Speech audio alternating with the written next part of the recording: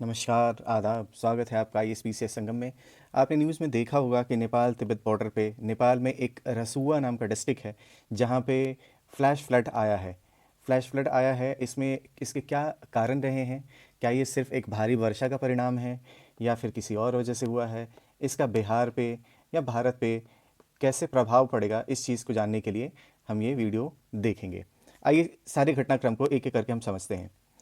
देखिए हुआ क्या, 26 अगस्त को सुबह 9 बजे अचानक से क्या होता है, भोटे कोसी सिस्टम जो कि तिब्बतन साइड में है। भोटे क्या है, भोटे बोलते हैं हम लोग। भोटे का मतलब तिब्बत होता है टिबेटियन लैंग्वेज में, है ना, मतलब तिब्बतियन कोशी। भोटे कोशी मतलब तिब्बतियन कोशी। तिब्बतियन कोशी में क्या होता है कि अचानक से बहुत ज़्यादा पानी आता है।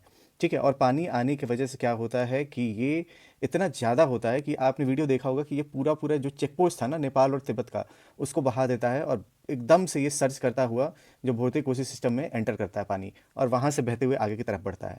बहुत सारे ट्रैवलर्स हैं जो मिसिंग हैं, 105 इंडियन नेशनल्स मिसिंग हैं एज ऑफ नाउ। जो खबर है, ये संख्या अभी और भी बढ़ सकती है अनफॉर्चुनेटली। हाइड्रो पावर प्लांट जो है वो बहुत ज़्यादा इफेक्ट हुआ है। आपको पता होना चाहिए कि नेपाल के पास maximum potential hydro power plant का ही है, और ये कैपेसिटी जो आप देख रहे हैं ना, ये ऑलमोस्ट ऑलमोस्ट नेपाल का 10% कैपेसिटी है। ठीक है, मतलब इतने बड़े लेवल पे नेपाल को पावर क्राइसिस फेस करना पड़ेगा अभी इस फ्लड के वजह से। अब देखिए है कहाँ पे ये, एक्चुअली ये नेपाल का रसुआ डिस्ट्रिक्ट है। ठीक है, ये काठमांडू के ऊपर ये है, और कहीं ये बिल्कुल ये तिब्बत वाला जो रीजन है ना, इसके आसपास है। और डिटेल देखते हैं अगले मैप में। ये देखिए, ये है रसुआ डिस्ट्रिक्ट।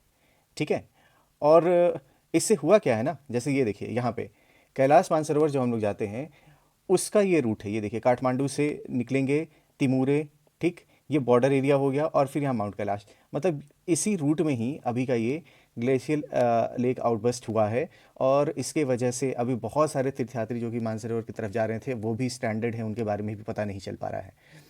देखिए ये अभी जो हुआ है भोटे कोसी में, इसका ओरिजिन कहाँ है, तिब्बत में है। ठीक है, ये आता है नेपाल में त्रिशूली, और त्रिशूली फिर आगे बढ़ते हुए गंडक, मतलब कि बहुत सारे स्ट्रीम होते हैं, ये स्ट्रीम एक साथ आके यहाँ पे मिल जाती हैं। ठीक है, त्रिवेणी में और वेस्ट चंपारण यानी बेतिया में गंडक के रूप में ये एंटर करते हैं। इसके बहुत सारे छोटे छोटे स्ट्रीम हैं, बूढ़ी गंडक करके एक है। ठीक है, देखिए यही चीज़ यहाँ पे लिखा हुआ है कि भोटे कोसी है, भोटे कोसी त्रिशूली नेपाल में कॉन्फ्लुएंस होकर बनता है, और फिर उसके बाद से आगे बहुत सारे स्ट्रीम जोड़ के ये क्या बनते हैं, गंडक बन जाते हैं। ठीक है, और गंडक जो है यहाँ पे वेस्ट चंपारण से एंटर करेगा, जो कि फाइनली जाके गंगा जी में हाजीपुर में मीट करता है। कि कोसी इसका भी ओरिजिन कहाँ है, तिब्बत में है। गंडक जो है इसका भी कहाँ है, तिब्बत में है। घाघरा इसका भी तिब्बत में है, और बाकी का नेपाल में। तो ये हम इसलिए दिखाना चाह रहे हैं आपको कि आप इसे समझिए कि नेपाल से जो आने वाली नदियाँ हैं उसका बिहार पे कैसे प्रभाव पड़ता है। अगर इसमें बाढ़ है तो वो बिहार में बाढ़ लाएगा। कोसी को सौर ऑफ बिहार बोलते हैं। ठीक है, क्यों? क्योंकि मतलब बार बार उसका रूट चेंज होता है। ठीक, और वो रूट कैसे चेंज हो रहा है, पानी कहाँ से आ रहा है आपका, नेपाल से ही आ रहा है। इसलिए नेपाल से जो भी ये नदियाँ आ रही हैं, इसका बिहार पे बहुत बड़ा इम्पैक्ट पड़ेगा, यहाँ की खेती पे, यहाँ के इकोनॉमी में। अभी हमने बात किया है कि चूंकि हम डाउन स्ट्रीम हैं, डाउन स्ट्रीम है मतलब नदी बह के हम तक आ रही है। ठीक है, तो नदी का जैसा बहाव रहेगा, अगर ये प्लेजेंट बहाव रहेगा, इसके नए सिल्ट आएंगे। ठीक है, तो उससे क्या होगा कि हमको खेती में मदद मिलेगी। बट अगर बहुत ज़्यादा डेबरी आएगा तो इससे क्या होगा कि इसका कोर्स चेंज होगा, जो कि हमारा कोशी नदी में होता है। ठीक है, दूसरी चीज़ कि अगर पानी ज़्यादा आ रहा है तो आपको cross border early warning system भी देखना पड़ेगा। अब देखिए अभी जो फ्लड आया था इसको किसने ट्रिगर किया है, इसको थोड़ा डिटेल समझना पड़ेगा। ठीक है, सबसे पहले इसमें एक कॉन्सेप्ट आपको समझना पड़ेगा, ग्लेशियल लेक। ग्लेशियल लेक होता क्या है? ठीक है, ग्लेशियल लेक क्या है? अब जो एक परमाफ्रॉस्ट हम बोलते हैं, परमाफ्रॉस्ट का मतलब क्या हो गया, जो बहुत स्ट्रांगली आइस जो है ना, आइस जो है ये माउंटेन को एक तरीके से प्लास्टर की तरह चिपका के रखा रहता है। जैसे प्लास्टर दीवार में चिपका के रखे रहता है ना उसको, ठीक है, उसकी मजबूती को बढ़ाता है, वैसे आइस जो है जम के पहाड़ की मजबूती को बढ़ाता है, उससे चिपका रहता है। लेकिन होता क्या है कि ग्लोबल वार्मिंग की वजह से, ग्लोबल वार्मिंग या बाकी किसी रीजन की वजह से ये आइस जो है ना ये पिघलने लगता है।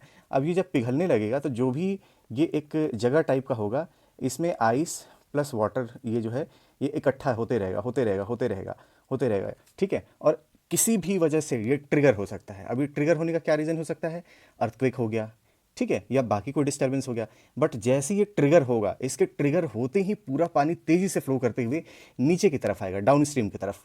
ठीक है, जो कि हमने देखा है, बहुत सारे वीडियोस जो हमको शेयर हो रहे हैं कि पानी कितनी तेज़ी से कितने फोर्स से निकल रहा है।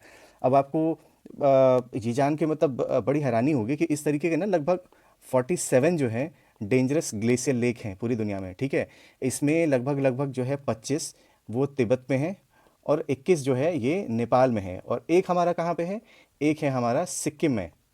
ठीक है, एक सिक्किम में, जो सिक्किम में ट्रेजिडी हुई थी हमारी 2023 में, है ना, तीस्ता नदी में ऐसे ही ग्लेशियर लेक आउटबर्स्ट हुआ था, जिसमें पूरा पूरा जो वहाँ पे डैम का प्रोजेक्ट चल रहा था वो पूरा पूरा डैम बह गया। अभी भी हमने देखा है इस केस में भी, जो कि जहाँ पे डैम वगैरह बना हुआ था वो पूरा पूरा बह गया है। ठीक है, अच्छा अब देखिए इसमें होता क्या है एक्चुअली। अब ये जितने भी ग्लेशियर लेक है ना, ये इनकी हाइट कितनी होती है, ये लगभग लगभग आपके 11,000 फीट, 11,000 फीट से लेके 20,000 फीट पे सब के सब सिचुएटेड है। अब इतनी हाइट से आप सोचिए कि अगर पानी नीचे आएगा, इतना सारा पानी, तो इसके पास कितना फोर्स हो जाएगा। ठीक है, अब ये पानी, इसमें डेब्री भी है आपका, टूटे हुए पेड़ हैं, वो है, पत्थर के टुकड़े हैं आपके। ठीक है, अब उनका फोर्स सोचिए कितना होता है, मोमेंटम क्या होता है, M × V होता है ना। अब सोचिए कितने मोमेंटम से वो नीचे आते जाते होंगे। तो इसीलिए क्या होता है ना कि जितने उसके रास्ते में चीज़ें आती हैं, चाहे वो बिल्डिंग हो, पत्थर हो, पहाड़ हो, सबको तोड़ते हुए वो अपने साथ लेके चले जाते हैं। ठीक है, अब देखिए यहाँ पे एक्चुअली क्या हुआ था, ऐसे ही ग्लेशियर लेक जो है वो इकट्ठा बना हुआ था कहीं पे। ठीक है, और ये जो जगह था, इसके पास में लगभग 4.4 मैग्नीट्यूड का एक अर्थक्वेक आया। इस अर्थक्वेक के आने से क्या हुआ कि ये ग्लेशियर लेक जो था वो ट्रिगर हो गया, और ट्रिगर होने की वजह से पानी नीचे आ गया। ठीक है, ऐसा बोला जा रहा है प्राइमा फेसिया। ठीक है, बहुत बड़ा एक मास जो है वो लेंदे खोला, जो कि बोटे कोसी की एक ट्रेजेक्टरी है, उसमें चला गया हो, इसके वजह से इसका पानी एकदम से रश करके नीचे आ गया। तीसरा ये भी रीजन बोला जा रहा है कि हो सकता है कि कहीं ब्लॉकेज क्रिएट किया हुआ, ब्लॉकेज हो गया होगा नेचुरली, और एक टेम्प्रेरी लेक बन गया होगा, और जैसे वो ब्लॉकेज खुला है तो अचानक से बहुत सारा पानी एकदम से नीचे आ गया है। ठीक है, इस तरीके के आसार लगाए जा रहे हैं, लेकिन मेनली रीजन जो है वो ग्लेशियर लेक को ही बोला जा रहा है। एग्जैक्ट रीजन क्या है वो आने वाले टाइम में हमको पता चलेगा। ठीक है, ग्लेशियर लेक किस तरीके से ये नेचुरल डैम टाइप का बन जाता है, और ये काफ़ी हाइट पे रहता है। अभी हमने बताया ना आपको कि लगभग लगभग आपको ये 11,000 से लेके 20,000 फीट के हाइट पे रहता है। अब इतनी हाइट से नीचे आएगा तो सोचिए इसका क्या मोमेंटम हो जाएगा, और कितनी तेज़ी से आएगा। ठीक है, और इससे कितना नुकसान हो जाएगा। इसलिए हम देखते हैं कि बहुत ज़्यादा जान माल का नुकसान इसमें होता है। जो है ये हिमालयन रीजन में ही क्यों है, जैसे अभी हमने बात किया ना कि इतने सारे ग्लेशियर लेक्स मैक्सिमम तो हिमालयन रीजन्स में ही है। अब इसका रीज़न क्या है, देखिए, एक तो यहाँ पे बहुत स्टीप स्लोप है। ठीक है, बहुत स्टीप स्लोप है, स्टीप स्लोप होने की वजह से क्या है कि बहुत तेज़ी से पानी नीचे आएगा। दूसरा चीज़ क्या है कि यहाँ पे बहुत ज़्यादा ही आपका टेक्टोनिकली एक्टिव है ये सब, ये पूरा रीजन जो है ये टेक्टोनिकली बहुत ज़्यादा ही एक्टिव है। ठीक है, अब स्लोप है, टेक्टोनिकली एक्टिव है, तो यही तो चाहिए ना, हाइट चाहिए उसको, और कोई एक उसको झटका चाहिए, तो टेक्टोनिकली एक्टिव है, जैसे अर्थक्वेक इसको मिलेगा ये तुरंत रिलीज हो जाएगा। ठीक है, और ग्लोबल वार्मिंग की वजह से परमाफ्रॉस्ट जो है उसका लॉस हो ही रहा है। अब आपको ये जानना है कि इस पूरे घटना को पढ़ना है। देखिए, आप सबसे पहले पढ़िएगा हिमालयन हजार्ड्स के बारे में, अर्थक्वेक से लैंडस्लाइड या आइस एवलेंचे ये कैसे होता है, टेम्परेरी ब्लॉकेज कैसे क्रिएट होता है, और फ्लैश फ्लड कैसे आता है। फ्लैश फ्लड एक डिजास्टर है। ठीक है, तो इस डिजास्टर का मैनेजमेंट कैसे करेंगे, इसका अर्ली वार्निंग कैसे होगा, सैटेलाइट से मॉनिटरिंग कैसे कर सकते हैं, हमको पता चल गया तो इसका इवैक्यूएशन कैसे कराएंगे। ठीक है, जैसे हमको अभी बिहार में पता चल गया है, तो बिहार में पता चल गया है कि पानी वहाँ नेपाल से बह चुका है और इधर की तरफ आ रहा है, 6 घंटे में आ जाएगा, 10 घंटे में आ जाएगा। तो इवैक्यूएशन के लिए क्या क्या स्टेप लेंगे हम। ठीक है, जो हमारे इंफ्रास्ट्रक्चर है, जैसे पावर के जो हमारे इंफ्रास्ट्रक्चर है उसका लॉस हो सकता है। ठीक है, जो हमने बिल्डिंग्स बनाई हैं उसका लॉस हो सकता है, तो कैसे हम रिजिलेंट इंफ्रास्ट्रक्चर बनाएंगे। ठीक, वैसे जो ग्लेशियर लेक आउटबर्स्ट है, फ्लो है, इसके बारे में हमको जानना है। ग्लेशियर लेक कैसे बनता है, नेचुरल डैम्स कैसे बनता है, सडन रिलीज कैसे होता है, इनफैक्ट ये तो मैंने आपको बता ही दिया इस पूरे वीडियो में। फिर ट्रांसबाउंडरी रिवर्स जो है ये इंपॉर्टेंट हो जाता है, तिब्बत और नेपाल का जो कैचमेंट है। ठीक है, त्रिशूली है, और वो गंडक बन के इंडिया में आ रहा है, बाकी कोसी भी हो गई, बाकी रिवर्स जो है उसको भी आप देखेंगे।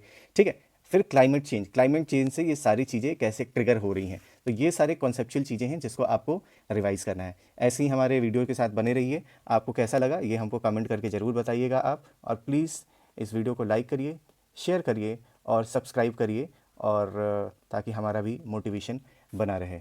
उम्मीद है कि आपको ये सारी चीज़ें समझ आई होंगी। अपने और अपनों का ख्याल रखिए। जय हिंद, जय भारत।